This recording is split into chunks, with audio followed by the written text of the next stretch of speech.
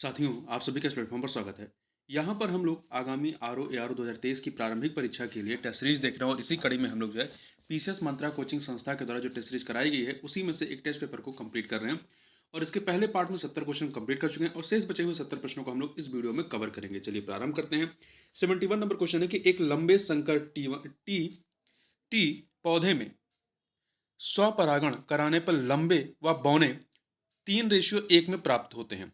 यह परिणाम क्या सिद्ध करता है? तो यह परिणाम जो है, यह पृथक्करण का नियम को सिद्ध करता है। देखिए, जो मंडल थे, मंडल ने आनुवंशिकता के 3 नियम प्रतिपादित किए थे, जिसमें पहला नियम प्रभाविता का नियम था, दूसरा पृथक्करण का नियम था और तीसरा जो नियम था, वो स्वतंत्र अभ्यूहन का नियम था। जो पूरी प्रक्रिया है, ये आपका पृथक्करण के नियम की व्याख्या करता है। इस नियम के अनुसार प्रथम पीढ़ी के जनक द्वितीय पीढ़ी में पृथक पृथक हो जाते हैं। इसे ही पृथक्करण का नियम कहते हैं। इस नियम के अनुसार द्वितीय पीढ़ी में फिनोटाइप अनुपात 3:1 और जीनोटाइप अनुपात 1:2:1 होता है। आगे बढ़ते हैं। लंबे समय तक मनुष्य के भोजन में थायमिन की कमी उत्पन्न करती है। लंबे समय तक मनुष्य के भोजन में थायमिन की कमी जो होती है, वो क्या उत्पन्न करती है? तो तंत्रिका तंत्र एवं पेशियों की दुर्बलता को उत्पन्न करती है।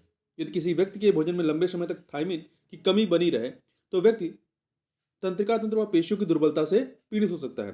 थायमिन को हम लोग विटामिन B1 के नाम से जानते हैं, जो बेरी-बेरी नामक रोग उत्पन्न करता है। यदि उसकी कमी होती है तो बेरी-बेरी नामक रोग उत्पन्न होता है। यह पॉलिश किए हुए चावल का अधिक सेवन करने से भी होता है और इसी विटामिन की खोज फंक के द्वारा की गई थी। आगे बढ़ते हैं। निम्नलिखित में से कौन एक नाइट्रोजन का स्थिरीकरण करने वाले जीव नहीं है? तो इसमें से देखिए 4 जीवों के बारे में बात की गई, तो कौन से नहीं है? तो इसमें लाइकेन जो है और माइकोराइजा, ये आपके नाइट्रोजन स्थिरीकरण करने वाले जीव नहीं है। तो D1 एंड 3, ठीक है। यह दोनों ही जीव सहजीवी के सबसे उत्तम उदाहरण माने जाते हैं, जबकि नॉस्टॉक, एनावीना, एजेटोबैक्टर, ये नाइट्रोजन स्थिरीकरण करने वाले जीव होते हैं या मदद करते हैं। आगे बढ़ते हैं। निम्नलिखित कथनों पर विचार कीजिए। यहाँ पर आपके पास तीन कथन दिए गए हैं। उपयुक्त कथनों में से सत्य कथन की पहचान करना है कि इन तीनों में से सत्य कथन कौन से हैं। तो देखिए, पहला जो है आपका, शरीर की दूसरी सबसे मजबूत हड्डी जो है वो फीमर है। शरीर की दूसरी सबसे मजबूत हड्डी फीमर है। ये कथन आपका सही है। देखिए, ये दूसरी सबसे मजबूत है तो पहली कौन सी है? तो शरीर की सबसे मजबूत हड्डी निचले जबड़े की हड्डी होती है। जो जबड़े की निचले जबड़े की हड्डी है वो सबसे मजबूत होती है, जिसे मेंडिबल कहते हैं। क्या कहते हैं? मेंडिबल कहते हैं। दूसरा, शरीर की सबसे कमजोर हड्डी मेलियस है, जो हमारे कानों में पाई जाती है। सही है। तीसरा, शरीर की सबसे पतली हड्डी फिबुला पैर में पाई जाती है। पैर में पाई जाने वाली फिबुला जो है सबसे पतली हड्डी होती है। तो तीन के तीनों कथन यहाँ पर सही है, इसलिए आपका डी ऑप्शन हो जाएगा 1, 2, 3। तो शरीर की दूसरी सबसे मजबूत हड्डी फीमर होती है, ठीक है। फीमर होती है, ये जांग की हड्डी होती है फीमर। जबकि सबसे मजबूत हड्डी आपकी निचले जबड़े की हड्डी होती है। सबसे कमजोर हड्डी मेलियस होती है, कान की होती है। और शरीर की सबसे पतली हड्डी फिबुला होती है, जो कि पैर में होती है। आगे बढ़ते हैं। क्वेश्चन नंबर 75 देखते हैं। देखिए, कूल्हे के जोड़ का प्रतिस्थापन क्या कहलाता है? तो इसे जो है आर्थोप्लास्टी कहते हैं। क्या कहते हैं? आर्थोप्लास्टी कहते हैं। आगे बढ़ते हैं। नाखून अथवा बाल काटते समय दर्द का आभास नहीं होता है, क्यों नहीं होता है? क्योंकि इनमें मृत कोशिकाओं के द्रव्य होते हैं, जिनमें रक्त संचार नहीं होता है। आगे बढ़ते हैं। क्वेश्चन नंबर 77 देखते हैं। दो सूचियां दी गई हैं, सूची 1 और सूची 2। तो देखिए, दो सूचियों को यहां पे देखिए। घुटने में क्या होता है? घुटने में पैटेला बोन होता है, ठीक है। तो ए को 1 से मिला दीजिए। एडी में जो होता है टॉर्सल होता है, जो हड्डी होती है, 2 मिलाइए। चेहरे में लैक्राइमल होती है, 3 से मिला दीजिए। कंधे में स्केपुला होता है, 4 से मिला दीजिए। 1, 2, 3, 4, ए ऑप्शन हो जाएगा। आगे बढ़ते हैं। निम्न कथनों पर विचार कीजिए। यहाँ पर 3 कथन दिए गए हैं और उपयुक्त में से असत्य कथन की हमें पहचान करना है। इन तीनों में से जो असत्य कथन है उसकी हमें पहचान करना है। देखिए, एंजाइम एक प्रकार की प्रोटीन होती है जो बायो उत्प्रेरक का कार्य करती है। एंजाइम एक प्रकार की प्रोटीन होती है जो बायो उत्प्रेरक का कार्य करती है। तो पहला दूसरा दोनों कथन सही हो गया। तीसरा, एंजाइम पाचन में भाग लेता है, ये भी सही है। यह नाइट्रोजनी पदार्थों या अमीनो अम्ल के संश्लेषण द्वारा बनता है। जो एंजाइम होता है वो नाइट्रोजनी पदार्थों या अमीनो अम्ल के संश्लेषण के द्वारा बनता है। यह मुख्य रूप से पाचन की क्रिया में भाग लेता है और प्रायः किसी न किसी ग्रंथि से स्त्रावित होता है। तो इसलिए यहाँ पर कोई भी कथन असत्य नहीं है, तो डी ऑप्शन हो जाएगा। अगला है सत्य कथन की पहचान कीजिए। यहाँ पे 4 कथन दिए गए हैं, बताना है इनमें से सत्य कथन कौन सा है। तो पहला देखिए, ग्रहणी बड़ी आंत का मुख्य भाग है। ग्रहणी जो है बड़ी आंत का मुख्य भाग है, नहीं। ग्रहणी छोटी आंत का भाग है, ना कि बड़ी आंत का। तो पहला कथन गलत हो गया। दूसरा, शीकम अमाशय से जुड़ा हुआ भाग है, नहीं। शीकम बड़ी आंत का एक मुख्य भाग है जो छोटी आंत के शिशांत्र से शांत्र से जुड़ा होता है, ना कि अमाशय से। और तीसरा है, अमाशय का कार्डियक भाग ग्रासनाल से जुड़ा होता है। अमाशय का कार्डियक भाग जो है ग्रासनाल से जुड़ा होता है। ये कथन आपका सही हो, ये कथन आपका सही है, ठीक है। तो अमाशय का कार्डियक भाग ग्रासनाल से जुड़ा है, जो अमाशय का प्रथम भाग कहलाता है। और इसका मध्य भाग फंडिक, इसका मध्य भाग फंडिक और अंतिम भाग पाइलोरिक कहलाता है। डी, छोटी आंत का मध्य भाग कोलन कहलाता है, नहीं। कोलन जो होता है बड़ी आंत का मध्य भाग होता है। छोटी आंत का मध्य भाग मध्यांत्र कहलाता है, मध्यांत्र कहलाता है, ठीक है, मध्यांत्र कहलाता है। जबकि जो कोलन होता है वो बड़ी आंत का मध्य भाग होता है। आगे बढ़ते हैं।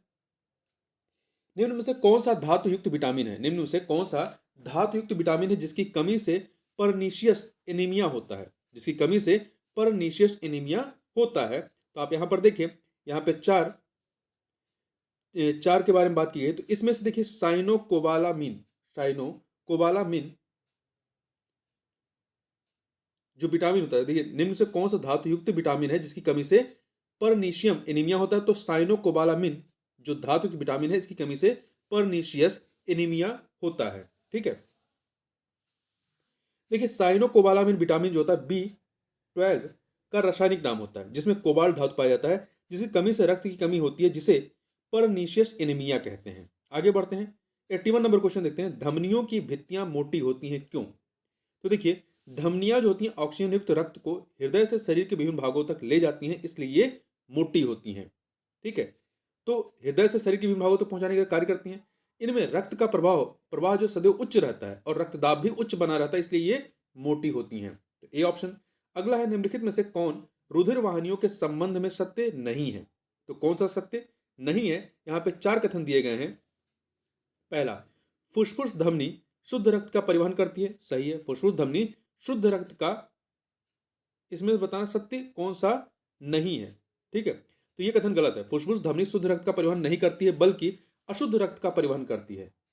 तो पहला आपका असत्य है, अर्थात यह एक मतलब अपवाद है। रक्त कोशिकाएं विभिन्न अंगों की, दूसरा रक्त कोशिकाएं हृदय की दीवारों को रक्त की आपूर्ति करती हैं। रक्त कोशिकाएं हृदय की दीवारों को हृदय की दीवारों को रक्त की आपूर्ति करती हैं, यह कथन भी आपका गलत है। देखिए, रक्त कोशिकाएं जो होती हैं वो विभिन्न अंगों की दीवारों को रक्त की आपूर्ति करती हैं, जबकि हृदय की दीवारों को रक्त की आपूर्ति कोरोनरी धमनी करती हैं। क्या कौन करती हैं? कोरोनरी जो धमनी होती हैं वो करती हैं, रक्त कोशिकाएं नहीं करती हैं। तो ये भी गलत हो गया, असत्य है। तीसरा, कोरोनरी धमनी विभिन्न अंगों की दीवार को रक्त की आपूर्ति करती नहीं। विभिन्न अंगों की दीवारों को रक्त की आपूर्ति कौन करती है? रक्त कोशिकाएं करती हैं, तो इसलिए ये भी गलत है। चौथा, धमनियों का रंग लाल और शरीर की सतह पर मौजूद होती है, नहीं। धमनियों का रंग लाल जरूर होता है, परंतु यह शरीर की मांसपेशियों में गहराई तक मौजूद होती है। जबकि शरीर की सतह पर जो हमें नीले रंग की लकीरें दिखाई पड़ती हैं वो शिराएं होती हैं, शिराएं पाई जाती हैं जो नीले रंग की होती हैं। ये भी असत्य हो गया। तो 4 के चारों उस कथन यहाँ पर क्या है? असत्य है। तो डी ऑप्शन 1 2 3 4। अगला है, एक ईस्ट कोशिका में एक ग्लूकोज अणु कुल कितने एटीपी उत्पन्न करता है?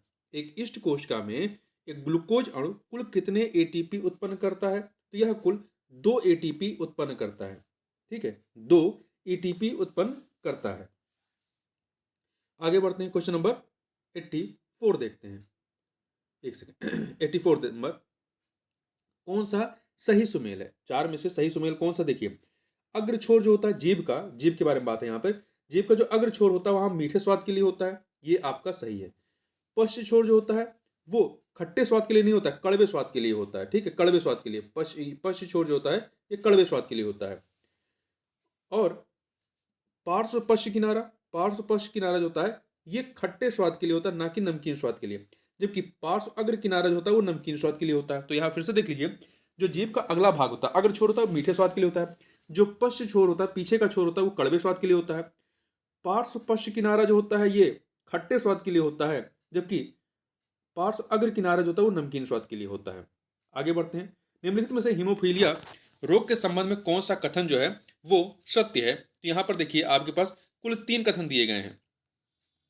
तो इन 3 कथनों में से बताना है कौन सा हीमोफीलिया रोग के बारे में सत्य है। पहला, हीमोफीलिया को क्रिसमस रोग भी कहते हैं।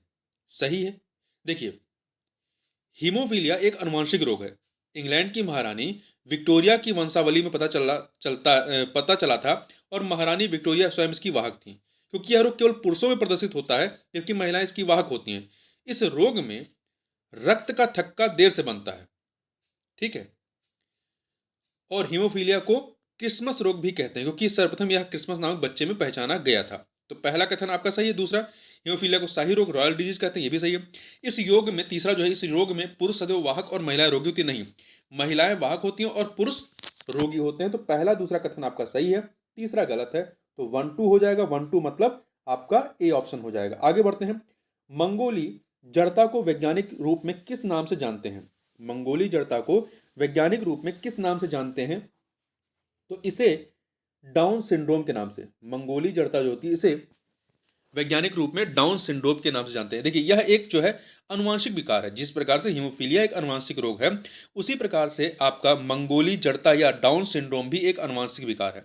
यह महिला तथा पुरुष किसी को भी हो सकता है। इसमें 21वें जोड़ी गुणसूत्र में 2 गुणसूत्र के अलावा एक तीसरा गुणसूत्र भी मौजूद होता है।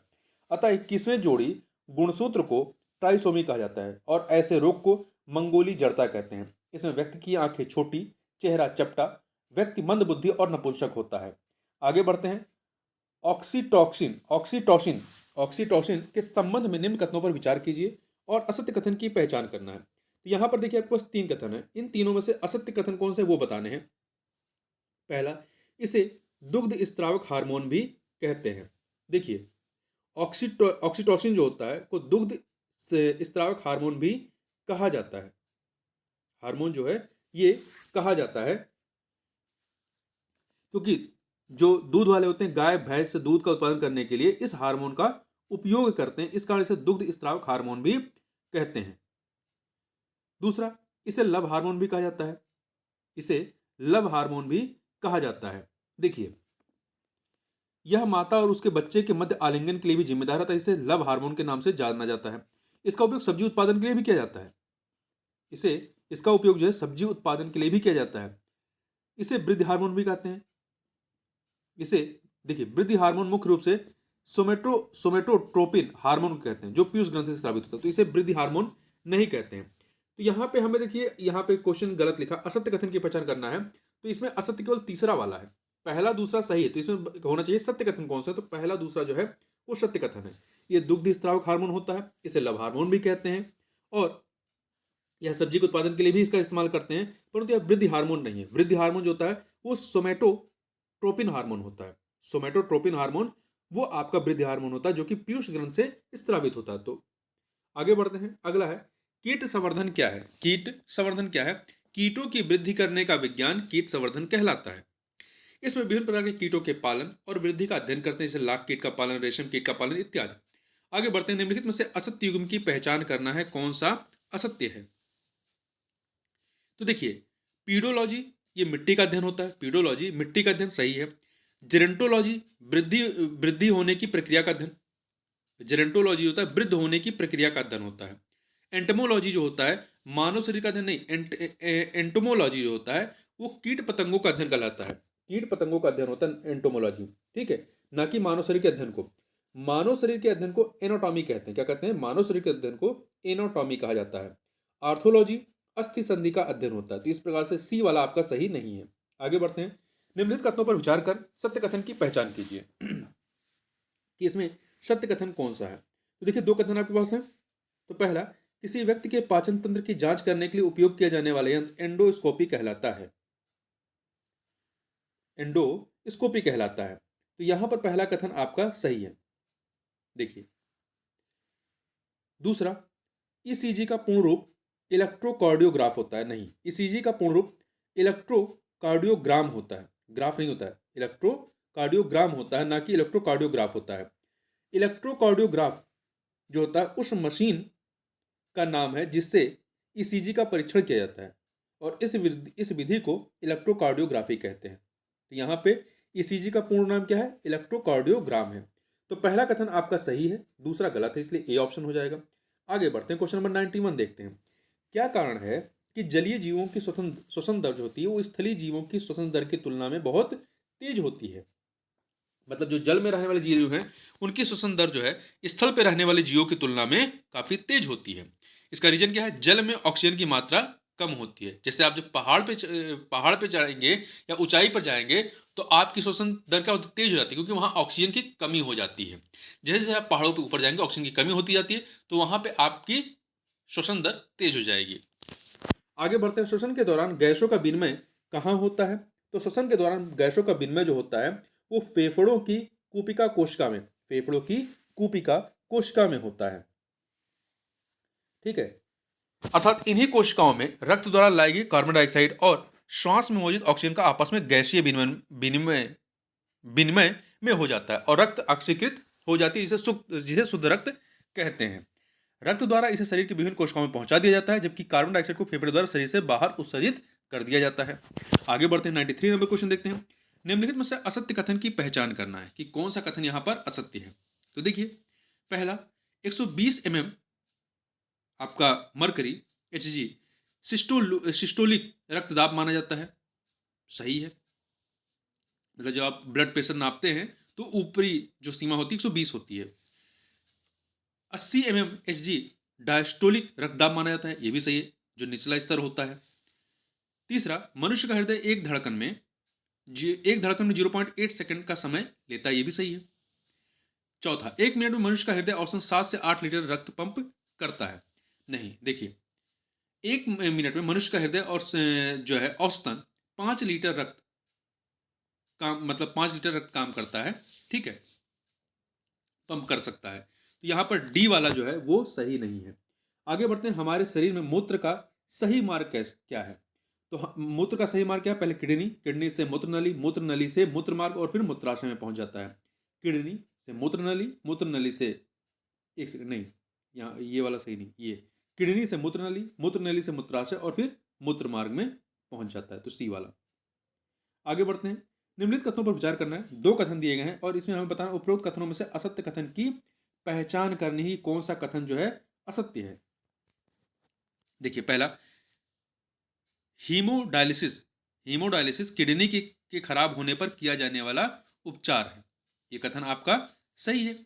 दूसरा, हमारी किडनी औसतन प्रतिदिन 180 लीटर रक्त निस्यंदित करती है, यह कथन भी सही है। ठीक है, तो 2 के दोनों कथन यहां पर सही है।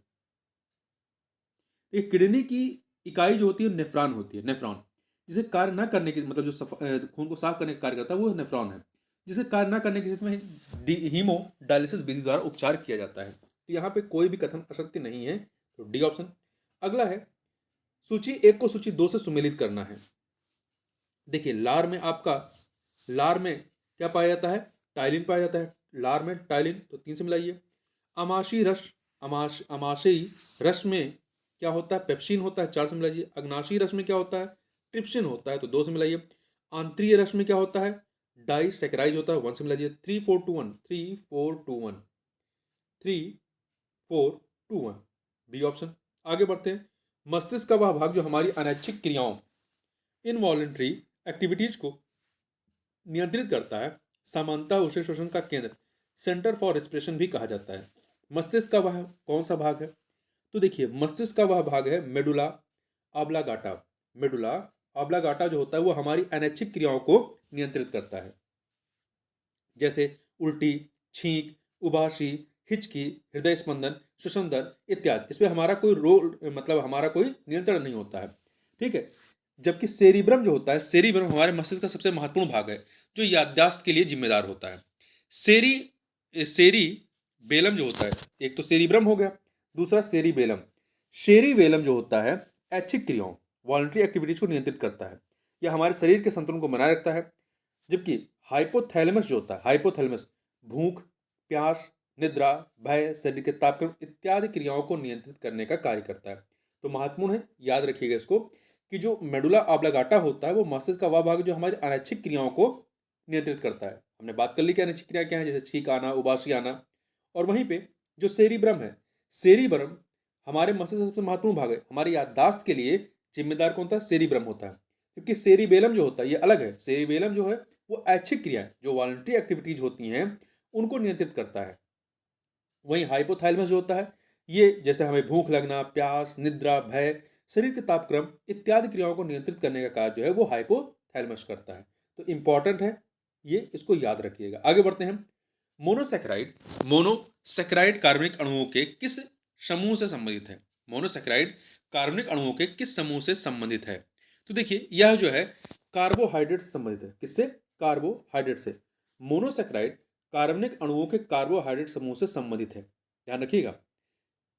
ठीक है, यह सबसे सरलतम कार्बोहाइड्रेट जो जल में घुलनशील घुलनशील होते हैं, रंगहीन होते हैं और स्वाद में मीठा होते हैं। इसके उदाहरणों के तौर पे आप देख सकते हैं, जैसे कि ग्लूकोज है, फ्रक्टोज है, मैनोज है, ग्लैक्टोज है। ये सभी क्या है? ये मोनोसैकेराइड कार्बनिक अणु हैं, ध्यान रखिएगा। आपका ग्लूकोज हो गया, फ्रक्टोज, मैनोज और ग्लैक्टोज, ये आपके मोनोसैकेराइड कार्बनिक अणु होते हैं और ये घुलनशील होते हैं, जल में रंगहीन होते हैं और स्वाद में मीठे होते हैं। आगे बढ़ते हैं। कौन सुमेलित नहीं है विटामिन और उसकी कमी से होने वाले रोगों के संबंध में? तो यहाँ पे देखिए विटामिन के जो है, एक सेकेंड, विटामिन के जो है बेरी बेरी, ये कथन आपका गलत है। विटामिन के की कमी से रक्त का थक्का ना बनना होता है। जो ब्लड है वो जम नहीं पाता जब भी आपको चोट लगती है। ठीक है, तो यहाँ पर ए वाला सही नहीं है। विटामिन ए की कमी से जो होता है जीरो थीलिमिया होता है या रतौंधी होती है, सही है। विटामिन सी की कमी से स्कर्वी होता है। विटामिन डी की कमी से रिकेटस हो जाता है। आगे बढ़ते हैं। हृदय की धड़कन को उत्तेजित करने वाला हार्मोन कौन सा है? हृदय की धड़कन को उत्तेजित करने वाला हार्मोन थायरोक्सिन है। थायरोक्सिन। थायराइड ग्रंथ से, जो थायराइड ग्रंथ होता है, इससे थायरोक्सिन नामक हार्मोन स्रावित होता है। इसके ऊपर उपापचयी प्रभाव के कारण आंत में पाचन उत्पादों का अवशोषण, हृदय स्पंदन की दर, कोशिकाओं में एंजाइमों एवं अन्य प्रोटीन का संश्लेषण, यकृत कोशिकाओं में ग्लाइकोजन और प्रोटीन से ग्लूकोज एवं कैरोटीन से विटामिन ए का संश्लेषण बढ़ जाता है। आगे बढ़ते हैं, क्वेश्चन नंबर 101 देखते हैं। यहाँ पर 3 कथन दिए गए। निम्नलिखित कथनों पर विचार करना, 3 कथनों पर, और इनमें बताना इनमें से कौन सा या से कथन सही है। तो आप देखें यहाँ पर पहला जो है, पक्षी यूरिक एसिड का उत्सर्जन करते हैं। जो पक्षी होते हैं, पक्षी और सरीसृप दोनों, जो रेप्टाइल होते हैं जैसे सांप वगैरह, पक्षी और सरीसृप ये यूरिक एसिड का उत्सर्जन करते हैं दोनों। तो पहला कथन आपका सही है। दूसरा, ठीक है, देखिए पक्षियों में सामान्यतः यूरिनरी ब्लैडर जो होता है वो अनुपस्थित होता है, जबकि मनुष्य तथा उभयचर जो होते हैं इसमें यूरिया का उत्सर्जन होता है। दूसरा, मनुष्य की मांसपेशियों में अनाक्षी श्वसन एनार्विक रिस्पिरेशन होता है, सही है। मनुष्य ऑक्सी श्वसन ही करता है। यहां पर मनुष्य की मांसपेशियों में अनाक्षी श्वसन होता है। तो देखिए मनुष्य जो होता है ऑक्सी श्वसन करता है, एरोबिक रिस्पिरेशन करता है, परंतु मनुष्य की जो मांसपेशियां होती हैं वो अनॉक्सी श्वसन करता है। मनुष्य तो क्या करता है, वो ऑक्सी श्वसन करता है, परंतु इसकी मांसपेशियां जो होती हैं वो अनॉक्सी श्वसन करती हैं, जिसके फलस्वरूप मांसपेशियों में लैक्टिक एसिड का निर्माण होता है। ठीक है, लैक्टिक एसिड का निर्माण होता है।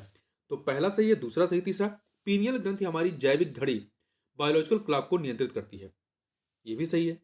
अर्थात हमारे सोने जगने के चक्र को नियंत्रित करने का कार्य कौन है, वो पीनियल ग्रंथि करती है, ग्लैंड करती है। तीन के तीनों कथन यहाँ पर सही है, डी ऑप्शन। अगला है, निम्नलिखित में से कौन सा या से कथन सत्य नहीं है? तो यहां पर आपके पास 3 कथन दिए गए हैं। ठीक है, बताना इनमें से कौन सा या से कथन सत्य नहीं है। पहला, त्वचा उपकलीय उत्तक इपिथेली टिश्यू का बना होता है, ये सही है। दूसरा, पौधों में वृद्धि के लिए जिम्मेदार विभज्योतक उत्तक जो होते हैं, विभज्योतक उत्तक होता है, ये कथन भी आपका सही है। पहला सही है, दूसरा सही है। तीसरा, कंडारा संयोजी उत्तक टेंडन कनेक्टिव टिश्यू हड्डियों को हड्डियों से जोड़ता है, नहीं, ये कथन आपका गलत है। कंडारा जो होता है एक संयोजी उत्तक है जो हड्डियों को मांसपेशियों से जोड़ता है, ये हड्डियों को मांसपेशियों से जोड़ता है, जबकि हड्डियों को हड्डियों से जोड़ने के लिए स्नायु उत्तक, स्नायु एस आधा सा न यू, स्नायु उत्तक जिम्मेदार होते हैं। तो पहला दूसरा सही, तीसरा गलत है। कौन सा सत्य नहीं है? तीसरा वाला डी ऑप्शन। आगे बढ़ते हैं, दो सूचियां दी गई हैं, इन्हें हमें सुमेलित करना है। देखिए, आपका थायराइड क्या होता है? थायराइड थायरोक्सिन से निकलता है। थायराइड से, थायराइड ग्रंथ से थायरोक्सिन निकलता है, थायरोक्सिन हार्मोन। तो ये दो से मिला दीजिए। अग्नाशय से क्या निकलता है? अग्नाशय से इंसुलिन, अग्नाशय से जो होता है आपका इंसुलिन निकलता है, तीन से मिला दीजिए। अधिवृक्क से, अधिवृक्क से एड्रिन, एड्रिन नलिन निकलता है, तो ये चार से मिलाइए। पीयूष ग्रंथि से आपका क्या निकलता है? वृद्धि हार्मोन निकलता है, वन से मिला दीजिए। तो 2 3 4 1, 2 3 4 1, डी ऑप्शन। आगे बढ़ते हैं, रक्त स्कंदन की प्रक्रिया को क्या कहा जाता है? रक्त स्कंदन की प्रक्रिया को हीमोस्टेटिस कहते हैं। क्या कहते हैं? हीमोस्टेटिस कहते हैं। इस प्रक्रिया में सामूहिक रूप से विटामिन के, कैल्शियम, प्रोथ्रोम्बिन, फाइब्रिन नियोजन तथा प्लेटलेट्स इत्यादि कार्य करते हैं। आगे बढ़ते हैं, कोशिका में पाए जाने वाले क्रोमोसोम के संदर्भ में निम्नलिखित कथनों पर विचार कीजिए। यहां पर तीन कथन दिए गए हैं, उपयुक्त में से कौन से कथन यहां पर सही हैं? तो देखिए, पहला, क्रोमोसोम के बारे में बात हो रही है, ये कोशिका के केंद्रक में उपस्थित होते हैं। जो क्रोमोसोम होते हैं कोशिका के केंद्रक में उपस्थित होते हैं, ये कथन सही है। दूसरा, यह डीएनए तथा प्रोटीन से निर्मित होते हैं, ये भी सही है। ये अनुवांशिक गुणों के लिए उत्तरदायी होते हैं, ये भी सही है। तीन के तीनों कथन यहां पर सही हैं, इसलिए डी ऑप्शन। आगे बढ़ते हैं, 106 नंबर क्वेश्चन देखते हैं। 106 नंबर क्वेश्चन क्या है? निम्नलिखित में से किसने जीवद्रव्य प्रोटोप्लाज्म की खोज की थी? निम्नलिखित में से किसने जीवद्रव्य या प्रोटोप्लाज्म की खोज की थी? तो डुजार्डिन ने की थी, जबकि रॉबर्ट हुक जो थे उन्होंने कोशिका की, रॉबर्ट हुक ने कोशिका की खोज की थी, रॉबर्ट ब्राउन ने केंद्रक की खोज की थी। ध्यान रखिएगा, जीवद्रव्य प्रोटोप्लाज्म की खोज हुजार्डिन ने की थी, रॉबर्ट हुक ने क्या किया था? इन्होंने कोशिका की खोज की, और रॉबर्ट ब्राउन ने क्या किया था? केंद्र की खोज कर दी थी। आगे बढ़ते हैं, निम्नलिखित में से कौन सा एक कोशिकीय जीव नहीं है? निम्नलिखित में से कौन सा एक जो है, कौन सा एक कोशिकीय जीव नहीं है? तो आप यहां पर देखें, इसमें विषाणु जो होता है, विषाणु में कोशिका नहीं होती है, विषाणु में कोशिका नहीं होती है। ऐसे प्रारंभिक सूक्ष्म जीव हैं कोशिका की अवस्था तक नहीं पहुंच सके हैं, ठीक है। जबकि अन्य जो है जीवाणु, अमीबा, पैरामीशियम, ये एक कोशिकीय जीव हैं, जिनका शरीर केवल एक कोशिका से बना हुआ है तथा सभी जैव प्रक्रम एक ही कोशिका द्वारा संपादित किए जाते हैं।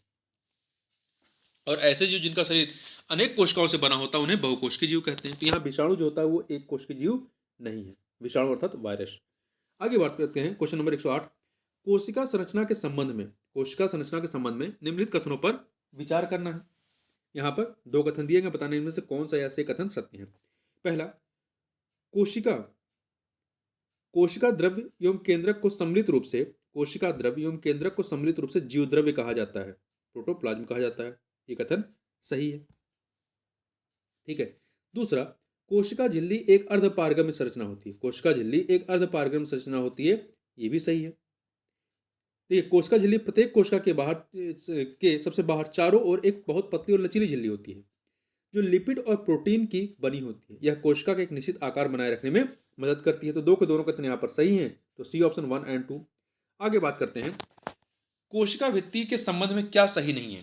कोशिका भित्ति के संबंध में क्या सही नहीं है इन चारों में से? तो आप देखें,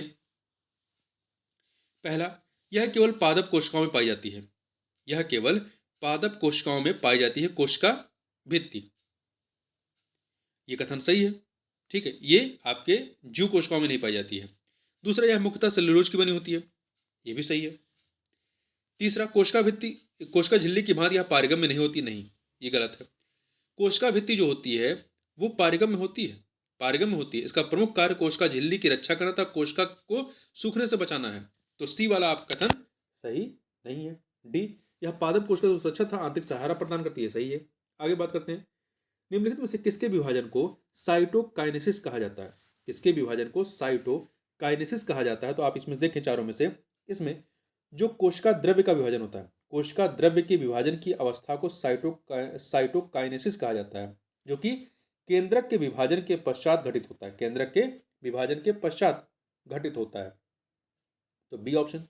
आगे बढ़ते हैं, क्वेश्चन नंबर 111 देखते हैं, जीवों में घाव का ना भरना, घाव का भरना, जीवों में घाव का भरना किस प्रकार के विभाजन का उदाहरण है? तो यह समसूत्री विभाजन का उदाहरण है, समसूत्री विभाजन का उदाहरण है। इस विभाजन के परिणाम स्वरूप संतत कोशिकाओं के गुण मातृ कोशिकाओं के समान होते हैं, मतलब जिनसे उत्पन्न हुए होते हैं। यही विभाजन सभी सजीवों में वृद्धि का आधार होता है, जबकि जो अर्धसूत्री विभाजन होता है, अर्धसूत्री विभाजन, ये केवल जनन कोशिकाओं में होता है तथा इससे युग्मनज या जाइगोट, ZYGOT जाइगोट का निर्माण होता है। आगे बढ़ते हैं, 112 नंबर क्वेश्चन देखते हैं। निम्नलिखित में निम्नलिखित में से किसे प्राचीनतम जीवित जीवाश्म कहा जाता है? जीवित जीवाश्म, तो देखिए आर्की बैक्टीरिया, आर्की बैक्टीरिया जो होता है इसे, सी ऑप्शन, प्राचीनतम जीवित जीवाश्म कहा जाता है। आर्की बैक्टीरिया को प्राचीनतम जीवधारियों का प्रतिनिधि मानते हुए उन्हें प्राचीनतम जीवित जीवाश्म कहा जाता है। साइनोबैक्टीरिया जबकि साइनोबैक्टीरिया जो है, ये साइनोबैक्टीरिया को पृथ्वी का सफलतम जीवधारियों का समूह माना जाता है। साइनोबैक्टीरिया को पृथ्वी का सफलतम जीवधारियों का समूह माना जाता है, जबकि आर्की बैक्टीरिया को प्राचीनतम जीवित जीवाश्म कहा जाता है। बैक्टीरियोफेज क्या है? बैक्टीरियोफेज क्या है? तो बैक्टीरियोफेज क्या होते हैं? विषाणु, वायरस होते हैं। बैक्टीरियोफेज जीवाणुओं के ऊपर आश्रित रहने वाले विषाणु होते हैं, वायरस होते हैं। इनका एक प्रमुख गुण जल को सड़ने से बचाना होता है, रोकना होता है। जो बैक्टीरियोफेज होते हैं ये जल को सड़ने से बचाते हैं। आगे बढ़ते हैं, निम्नलिखित में से कौन सा रोग जीवाणुओं के कारण नहीं होता है, बैक्टीरिया के कारण नहीं होता है? तो देखिए, पहला, केले में बंकी टॉप ऑफ बनाना रोग। केले में बंकी टॉप ऑफ बनाना रोग विषाणु की वजह से होता है, वायरस की वजह से होता है, न कि बैक्टीरिया की वजह से। तो पहला वाला आपका सही नहीं। जबकि नींबू का कैंकर रोग, आलू का सेंथिल रोग, गेहूं का टुंडू रोग, ये सभी बैक्टीरिया की वजह से होते हैं। आगे बढ़ते हैं, नाखूनों तथा बालों में उगने वाले, नाखूनों तथा बालों में उगने वाले कवक को क्या कहा जाता है? तो इसे क्रिटिनोफिलिक कहते हैं, क्रिटिनोफिलिक कहते हैं, ठीक है। तथा गोबर पर उगने वाले कवक को क्या कहते हैं? कोप्रोफिलस कहते हैं, कोप्रोफिलस कहते हैं, ध्यान रखिएगा। नाखूनों तथा बालों पर उगने वाले कवक को क्रिटिनोफिलिक कहते हैं, जबकि गोबर पर उगने वाले कवक को कोप्रोफिलस कहते हैं। आगे बढ़ते हैं, निम्नलिखित में से किसका अध्ययन माइकोलॉजी कहा जाता है? निम्नलिखित में किसके अध्ययन को माइकोलॉजी कहा जाता है? तो देखिए आप, जो कवक का अध्ययन होता है, कवक के अध्ययन को माइकोलॉजी कहते हैं, जबकि लाइकेन के अध्ययन को लाइक्नोलॉजी कहते हैं, और शैवाल के अध्ययन को फाइकोलॉजी कहते हैं। ध्यान रखिएगा, फाइकोलॉजी वो शैवाल का अध्ययन होता है और माइकोलॉजी कवक का अध्ययन होता है। प्रयोगशाला में प्रयुक्त होने वाले लिटमस पेपर किस लाइकेन से प्राप्त किया जाता है? तो इसे रोशेला जो लाइकेन होता है उससे प्राप्त किया जाता है। देखिए, रोशेला नामक लाइकेन से प्रयोगशाला में प्रयुक्त होने वाले लिटमस पेपर प्राप्त किया जाता है। रेंडियर मास होता है, ये खाद्य पदार्थ के रूप में प्रयोग किया जाने वाला लाइकेन, ये भी लाइकेन ही है, ठीक है। रेंडियर मास भी लाइकेन है, परंतु ये खाद्य पदार्थ के रूप में प्रयोग करते हैं। जबकि रेमिनिला लाइकेन का उपयोग इत्र बनाने में होता है। तो इन चीज़ों का आप ध्यान रखिएगा। रोसेला लाइकेन का इस्तेमाल लिटमस पेपर के लिए, रेंडियर मास लाइकेन का प्रयोग खाद्य पदार्थ के रूप में, रेमिनिला का प्रयोग जो होता है ये इत्र बनाने में इस्तेमाल करते हैं। आगे बढ़ते हैं, लाइकेन के संबंध में निम्नलिखित कथनों पर विचार करें। दो कथन दिए गए हैं, दो कथन यहां पर दिए गए, बताना इनमें से कौन सा कथन सही नहीं है। तो देखिए, लाइकेन वायु प्रदूषण के संकेतक होते हैं, कथन सही है। वायु प्रदूषण वाले स्थान पर लाइकेन अधिक उगते नहीं, वायु प्रदूषण वाले स्थान पर लाइकेन कम उगते हैं या नहीं उगेंगे, ठीक है। तो यहाँ पे पहला कथन सही है, दूसरा गलत है, तो बी ऑप्शन हो जाएगा, बी ऑप्शन। देखिए, पेड़ों की छालों पर उगते हैं, पेड़ों की छालों पर उगने वाले लाइकेन को कोर्टिकोल्स तथा खाली चट्टानों पर उगने वाले लाइकोन को सेक्सिकोल्स कहते हैं। जो पेड़ों की छालों पर उगते हैं उन्हें कोर्टिकोल्स कहते हैं, जबकि जो खाली चट्टानों पर उगते हैं उन्हें सेक्सिकोल्स कहते हैं। आगे बढ़ते हैं, क्वेश्चन नंबर 119 देखते हैं। तो क्वेश्चन नंबर 119 क्या है? निम्नलिखित में से किसे अंतरिक्ष शैवाल कहा जाता है? किसे अंतरिक्ष शैवाल कहते हैं? तो देखिए, क्लोरेला को जो है अंतरिक्ष शैवाल कहते हैं। अंतरिक्ष यात्रा के दौरान प्रोटीन युक्त भोजन, जल और ऑक्सीजन प्राप्त करने के लिए क्लोरेला शैवाल का उपयोग किया जाता है, जिस कारण इसे अंतरिक्ष शैवाल कहते हैं। जबकि आपका ट्राइकोडेस्थियम इरेथ्रियम जो है, ट्राइकोडेस्थियम इरेथ्रियम जो है नामक नील हरित शैवाल के कारण लाल सागर का जल जो है लाल प्रतीत होता है। जब कई बार आप देखते हैं सागर जो होता है, लाल सागर जो होता है वो लाल रंग का दिखाई पड़ता है, वो ट्राइकोडेस्थियम इरेथ्रियम जो शैवाल होता है इसकी वजह से होता है। आगे बढ़ते हैं, निम्नलिखित में से किसे जीवित जीवाश्म की संज्ञा दी जाती है? निम्नलिखित में से किसे जीवित जीवाश्म की संज्ञा दी जाती है? तो देखिए, जो साइकस होता है, साइकस, इसे जीवित जीवाश्म कहा जाता है। यह एक अनावृत बीजी पौधा है। क्या है? अनावृत बीजी पौधा है। आगे बढ़ते हैं। कोशिका द्रव्य के संबंध में निम्नलिखित कथनों पर विचार करें। तो यहां पर आपके पास तीन कथन दिए गए हैं। उपयुक्त में से कौन सा ऐसे कथन असत्य है, ये हमें बताना है इन तीनों में से। तो आप देखें यहां पर, देखिए पहला, कोशिका भित्ति और केंद्रक के बीच पाए जाने वाले द्रव्य पदार्थ को कोशिका द्रव्य कहते हैं। कोशिका भित्ति और केंद्रक के बीच पाए जाने वाले द्रव्य पदार्थ को कोशिका द्रव्य कहते हैं, सही है। दूसरा, कोशिका द्रव्य में ही अंतर प्रद्रव्य जालिका राइबोसोम आदि पाए जाते हैं, ये भी कथन सही है। तीसरा, कोशिका द्रव्य और केंद्रक को सम्मिलित रूप से जीवद्रव्य प्रोटोप्लाज्म कहा जाता है, ये भी सत्य है। तीन के तीनों कथन यहाँ पर क्या है, सभी सत्य हैं, सभी के सभी सत्य हैं, असत्य कोई नहीं है। ठीक है।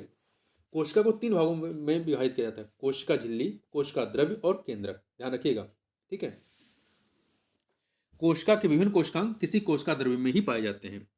122 नंबर क्वेश्चन देखते हैं। निम्नलिखित में से कौन सा रोग जीवाणु जनित है? जीवाणु अर्थात बैक्टीरिया से होता है। तो इन चारों में से जो निमोनिया है, निमोनिया बैक्टीरिया या जीवाणु से होने वाला रोग है, जो डिप्लोकोकस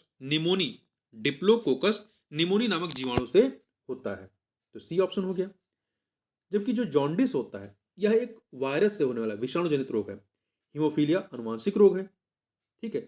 हीमोफीलिया एक लिंग संलग्न रोग है जो कि अनुवांशिक होता है। और कुंशिक रोग जो होता है, कुंशिक रोग, ये एड्रिनल हार्मोन के अधिक स्त्राव की वजह से होता है। आगे बढ़ते हैं। क्रेब्स चक्र मनुष्य की शारीरिक क्रियाविधि के किस भाग से संबंधित है? क्रेब्स चक्र जो है ये किससे संबंधित है? तो ये मानव के श्वसन तंत्र से संबंधित है। मानव श्वसन की प्रक्रिया दो चरणों में संपन्न होती है। पहली ग्लाइकोलिसिस होता है, दूसरा क्रेब्स होता है। क्रेब्स चक्र में ग्लाइकोलिसिस से प्राप्त पाइरुविक अम्ल के दोनों अणुओं का ऑक्सीजन की उपस्थिति में पूर्ण ऑक्सीकरण होता है। आगे बढ़ते हैं। मानव मस्तिष्क का कौन सा भाग श्वसन क्रिया को नियंत्रित करता है? मानव मस्तिष्क का कौन सा भाग जो है वो श्वसन क्रिया होती है उसको नियंत्रित करता है? तो पॉस बैरोलाई, तो बी ऑप्शन। ठीक है, तो इसको ध्यान रखिएगा। वहीं मेडुला ऑब्लिगेटा जो होता है ये अनैच्छिक क्रियाओं को नियंत्रित करता है। और अनुमस्तिष्क सेरिबेलम जो होता है ये आपके ऐच्छिक क्रियाओं को नियंत्रित करता है। और प्रमस्तिष्क सेरिब्रम ये आपके याददाश्त वगैरह होती है उसे नियंत्रित करता है या उसके लिए जिम्मेदार होता है। आगे बढ़ते हैं। निम्नलिखित में से कौन सा या से रुधिर का कार्य है? तो आप देखें यहाँ पे दो कार्य दिए गए हैं। पहला, शरीर का तापमान नियंत्रित करना। दूसरा, भोजन सामग्री अंतःस्रावी तथा उत्सर्जित पदार्थों गैसों आदि का परिवहन करना। दो के दोनों कथन यहाँ पर आपके सही हैं, तो यहाँ पर सी ऑप्शन हो जाएगा। अगला है, निम्नलिखित में से कौन सा प्रोटोजोआ मानव शरीर के लिए हानिकारक नहीं है? तो इन चारों में से जो एंट अमीबा कोलाई ये मनुष्य के आहार नाल के कोलोन में रहता है, जो कि बड़ी आंत का मध्य भाग होता है। ठीक है, आहार नाल के कोलोन में रहता है तथा जीवाणु को नष्ट करने के साथ यह कभी भी रक्त कोशिकाओं में अन्य ऊतकों का भक्षण नहीं करता, ये केवल वहां के जीवाणु को नष्ट करता है। और जबकि अन्य जो है ये नुकसानदायक होते हैं। देखिए, एंट अमीबा हिस्टेलिटिका जो है ये पेचिस रोग के लिए उत्तरदायी है। एंट अमीबा जिनजेवेलिस ये पायरिया रोग के लिए उत्तरदायी है। लिशमैनिया डोनोवानी ये कालाजार के लिए उत्तरदायी है। तो महत्वपूर्ण प्रश्न याद रखिएगा, एंट अमीबा कोलाई जो होता है ये ऐसा प्रोटोजोआ है जो मानव शरीर के लिए हानिकारक नहीं है। अगला है, निम्नलिखित में से कौन सुमेलित नहीं है? चार चीजें दी गई हैं, तो देखिए अगला है जो है इसमें श्वेत रक्त कणों का जीवन काल 2 से 5 दिन होता है, सही है। शरीर के कुल भार में जल का प्रतिशत 55% होता नहीं, 65% होता है, 65%, तो दूसरा गलत है। पोलियो ड्रॉप की खोज जो है जॉन साल्क ने की थी, नहीं। पोलियो टीके की खोज जो है जॉन साल्क ने की थी। पोलियो ड्रॉप की खोज जो है वो एल्बर्ट साइबिन ने की थी। पोलियो ड्रॉप की खोज एल्बर्ट साइबिन ने की थी, जबकि जॉन साल्क ने पोलियो टीके की खोज की थी। तो तीसरा वाला भी गलत है। विटामिन डी की खोज हॉपकिंस ने की थी, ये सही है। यहाँ पे दूसरा और तीसरा गलत है, इसलिए डी ऑप्शन।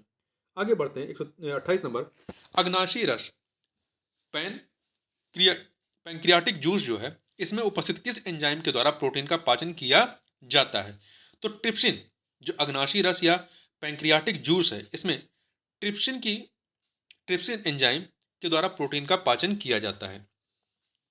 देखिए, अग्नाशी रस में उपस्थित एंजाइमों को पूर्ण पाचक रस कहा जाता है, क्योंकि इसमें कार्बोहाइड्रेट, प्रोटीन तथा वसा तीनों का पाचन करने वाले एंजाइम उपस्थित होते हैं।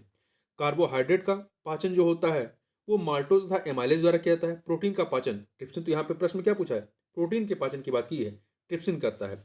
माल्टोज तथा एमाइलेज जो है ये कार्बोहाइड्रेट का पाचन करते हैं और वसा का पाचन लाइपेज करता है। तो ये महत्वपूर्ण है, याद रखिएगा इस बात को, ठीक है। ट्रिप्सिन प्रोटीन का पाचन करता है, मॉल्टेज और एमाइलेज जो है कार्बोहाइड्रेट का पाचन करते हैं, वसा का पाचन जो है वो लाइपेज करता है। आगे बढ़ते हैं, निम्नलिखित में से कौन सा दीर्घ मात्रिक पोषक तत्व नहीं है। तो देखिए, मतलब ज्यादा मात्रा वाला पोषक तत्व नहीं है, तो इसमें देखिए मैग्नीशियम, कैल्शियम, सल्फर ये दीर्घ मात्रिक पोषक तत्व हैं, परंतु मैग्नीज जो होता है ये लघु मात्रिक पोषक तत्व है। ये किसी पौधे की वृद्धि के लिए 17 आवश्यक तत्वों की आवश्यकता होती है। दीर्घ मात्रिक पोषक तत्व के अंतर्गत ऐसे पोषक तत्व आते हैं जिनकी पौधों को अधिक मात्रा में आवश्यकता होती है। इसमें कुल 9 तत्व आते हैं। 9 तत्व कौन से हैं? Carbon, hydrogen, oxygen, nitrogen, phosphorus, potassium, magnesium, calcium, sulphur. 9 नाम याद रखिएगा, carbon, hydrogen, oxygen, nitrogen, phosphorus, potassium, magnesium, calcium, sulphur. जबकि 8 जो होते हैं लघु मात्रिक पोषक तत्व होते हैं। तो 9 उधर, 8 ये, 17 आवश्यक तत्व होते हैं। तो 8 लघु मात्रिक पोषक तत्व में कौन से? लोहा है, जस्ता है, तांबा है, निकिल है, मैग्नीज है, बोरान है, मोलिब्डेनम है और क्लोरीन है। आगे बढ़ते हैं, निम्नलिखित में से कौन सा तत्व पौधों में इंडोल एसिटिक एसिड के संश्लेषण में उपयोगी होता है? निम्नलिखित में से कौन सा तत्व पौधों में इंडोल एसिटिक एसिड के संश्लेषण में उपयोगी होता है? तो जिंक है। जिंक पौधों में इंडोल एसिटिक अम्ल के संश्लेषण में उपयोगी होता है, जिसकी कमी से पौधों की लंबाई में वृद्धि रुक जाती है और पौधे बौने हो जाते हैं। 131 नंबर क्वेश्चन देखते हैं। देखिए, प्रकाश संश्लेषण के संबंध में निम्नलिखित कथनों पर विचार करना है। यहाँ पर 2 कथन दिए गए हैं और उपयुक्त कथनों में से कौन सा कथन सत्य है ये बताना है। देखिए, पहला, लाल एवं नीले प्रकाश में प्रकाश संश्लेषण की क्रिया सर्वाधिक होती है, कथन सही है। दूसरा, ताप बढ़ाने के साथ प्रकाश संश्लेषण की दर बढ़ती जाती है, ये कथन गलत है। देखिए, प्रकाश संश्लेषण की क्रिया 0 डिग्री से 37 डिग्री सेल्सियस तक तापमान बढ़ने पर बढ़ती जाती है, परंतु 37 डिग्री सेल्सियस से उच्च ताप पर घटने लगती है। इसी प्रकार प्रकाश संश्लेषण की क्रिया प्रकाश की निम्न तीव्रता पर तो बढ़ती है, परंतु जैसे तीव्रता उच्च होती जाती है या घटती जाती है। ध्यान रखिएगा, प्रकाश संश्लेषण की क्रिया प्रकाश की निम्न तीव्रता पर तो बढ़ती है, परंतु जैसे जैसे तीव्रता उच्च होती जाती है या घटती जाती है। तो ये महत्वपूर्ण प्रश्न है, इसको याद रखिएगा। तो पहला कथन सही है, दूसरा गलत है, तो ए ऑप्शन हो जाएगा।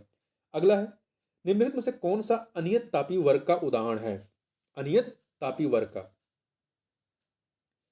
देखिए इसमें से, देखिए अनियत तापीय वर्ग कौन से होते हैं? जिसमें शरीर का तापमान वाहित वातावरण के तापमान परिवर्तन के साथ बदलता रहता है। तो इसमें से जो आपके सरीसृप होते हैं, सरीसृप जो होते हैं ये आपके किसमें आते हैं? अनियत तापीय वर्ग के तहत आते हैं। जबकि नियत तापीय में कौन से आते हैं? शरीर का तापमान वाह्य वातावरण के तापमान परिवर्तन के साथ नहीं बदलता। ठीक, जैसे मनुष्य, हम लोग का जो है स्तनधारी पक्षी है, इनका वाह्य वातावरण के साथ तापमान नहीं बदलता, इनका स्थिर रहता है। आगे बढ़ते हैं, एंजाइम क्या होता है? एंजाइम प्रोटीन होते हैं। एंजाइम एक प्रोटीन होते हैं जो जैव उत्प्रेरक के रूप में शरीर की जैव रासायनिक प्रक्रियाओं में सहायता करता है। अगला है, निम्नलिखित में से कौन सा सही सुमेलित नहीं है? यहाँ विटामिन दिए गए हैं और कौन सा सही सुमेलित नहीं है ये बताना। देखिए, विटामिन डी का रासायनिक नाम कैल्सीफेरॉल होता है, सही है। विटामिन ई को टोकोफेरॉल कहते हैं। विटामिन बी 12 को साइनोकोबालमाइन कहते हैं, सही है। विटामिन बी 7 को पायरोडॉक्सिन, नहीं, गलत है। विटामिन बी 7 को बायोटिन कहते हैं। क्या कहते हैं? विटामिन बी 7 को बायोटिन कहते हैं, जबकि पायरोडॉक्सिन जो होता है विटामिन बी 6 होता है। विटामिन बी 6 होता है, ध्यान रखिएगा। अन्य के नाम देखें, जैसे विटामिन ए को रेटिनॉल कहते हैं, विटामिन बी 1 को थायमिन कहते हैं, बी 2 को राइबोफ्लेविन कहते हैं, विटामिन बी 5 को नियोसिन कहते हैं, विटामिन बी 9 को फोलिक एसिड कहते हैं, विटामिन सी को एस्कॉर्बिक एसिड कहते हैं, विटामिन के को पिलोक्यूलोन कहते हैं। आगे बढ़ते हैं, वायवीय श्वसन के संबंध में निम्नलिखित कथनों पर विचार करें। यहां पर 2 कथन दिए गए हैं, बताना है इनमें से कौन सा सही नहीं है। देखिए, पहला, वायवीय श्वसन ऑक्सीजन की अनुपस्थिति में संपन्न होता नहीं। वायवीय श्वसन ऑक्सीजन की उपस्थिति में संपन्न होता है, तो पहला गलत है। दूसरा, वायवीय श्वसन का प्रथम चरण माइटोकॉन्ड्रिया में तथा द्वितीय चरण कोशिका द्रव्य में संपन्न होता है, गलत है। वायवीय श्वसन का प्रथम चरण कोशिका द्रव्य में तथा द्वितीय चरण जो है वो माइटोकॉन्ड्रिया में संपन्न होता है। ठीक है, तो दोनों के दोनों कथन यहाँ पर गलत है, इसलिए सी ऑप्शन। वायवीय श्वसन में ग्लूकोज का पूर्ण ऑक्सीकरण होकर के कार्बन डाइऑक्साइड तथा जल का निर्माण होता है, ध्यान रखिएगा। वायवीय श्वसन में ग्लूकोज का पूर्ण ऑक्सीकरण होकर के कार्बन डाइऑक्साइड तथा जल का निर्माण होता है। आगे बढ़ते हैं। मनुष्य में निद्रा रोग स्लीपिंग सिकनेस किसके कारण होता है? जो स्लीपिंग सिकनेस होती है यह आपका प्रोटोजोआ की वजह से होता है। मनुष्य में निद्रा रोग या स्लीपिंग सिकनेस प्रोटोजोआ या कौन सा प्रोटोजोआ? ट्रिपोनोसोमा ट्रिपेनोसोमा जो प्रोटोजोआ होता है इसके कारण होता है। इसके अतिरिक्त जो पेचिस है, आपका मलेरिया है, पायरिया है, कालाजार है, ये अन्य प्रोटोजोआ जनित प्रमुख रोग होते हैं। आगे बढ़ते हैं। 137 नंबर क्वेश्चन देखते हैं 137। निम्नलिखित में से कौन सा सही सुमेलित नहीं है? देखिए, पीत ज्वर जो होता है ये जीवाणु की वजह से नहीं होता है। पीत ज्वर जो होता है ये विषाणु जनित होता है, वायरस से होने वाला रोग है, जिसमें हेमोगोगस और एडीज जाति के मच्छर इस रोग के विषाणु को मनुष्य के शरीर में पहुंचाते हैं। जो पीत ज्वर होता है ये वायरस से होता है। कौन से वायरस से होता है? देखिए, ये इसमें हेमोगोगस और एडीज, ये दो जाति के जो मच्छर होते हैं इस रोग के विषाणु को मनुष्य के शरीर में पहुंचाते हैं। तो पहला वाला आपका सही नहीं है। दूसरा, एस्केरियासिस निमोटोड की वजह से होता है। टीनियसिस परजीवी की वजह से। गाउट सिट्रिक अम्ल की वजह से। अगला है, निम्नलिखित में से कौन सा सही सुमेलित नहीं है? दो कथन दिए गए हैं, तो देखिए कौन सा सही सुमेलित नहीं है ये बताना है हमें। स्वाइन फ्लू वो आपका जो इसका मुख्य विषाणु होता है H1N1 होता है, जबकि बर्ड फ्लू का H5N1। ये उल्टा लिखा है, देखिए स्वाइन फ्लू का H1N1 होता है और बर्ड फ्लू का H5N1 होता है, इसलिए दो के दोनों गलत हैं, इसलिए सी ऑप्शन। तो स्वाइन फ्लू का क्या है? स्वाइन फ्लू का H1N1 है और बर्ड फ्लू का H5N1 है। आगे बढ़ते हैं। निम्नलिखित में से कौन सा सही सुमेलित है? तो देखिए कौन सा सही सुमेलित है ये बताना है। तो इसमें देखिए, पहला एथोलॉजी घासों का अध्ययन नहीं। एथोलॉजी जो होता है वो पुष्पों का अध्ययन होता है, ना कि घासों का। दूसरा, डेंड्रोलॉजी वृक्षों झाड़ियों का अध्ययन, ये सही है, पी वाला। पोमोलॉजी बीजों का अध्ययन नहीं, पोमोलॉजी फलों का अध्ययन होता है। ठीक है। लीमोलॉजी झीलों का अध्ययन। लीमोलॉजी जो होता है, लीमोलॉजी देखिए ये लिम्नोलॉजी होता है, लीमोलॉजी नहीं लिम्नोलॉजी होता है। ये झीलों तथा अलवड़ीय जलीय पादपों का अध्ययन होता है। इस प्रकार से केवल आपका बी वाला सही है। आगे बढ़ते हैं। निम्नलिखित में से कौन सा हार्मोन पौधों की वृद्धि को रोकने का कार्य करता है? तो जो एब्सिक अम्ल होता है, एब्सिक एसिड, ये पौधों मतलब ये हार्मोन जो होता है पौधों की वृद्धि को रोकने का कार्य करता है। ठीक है। जबकि जो साइटोकाइनिन होता है, साइटोकाइनिन ये पौधों में कोशिका विभाजन के लिए एक आवश्यक हार्मोन होता है।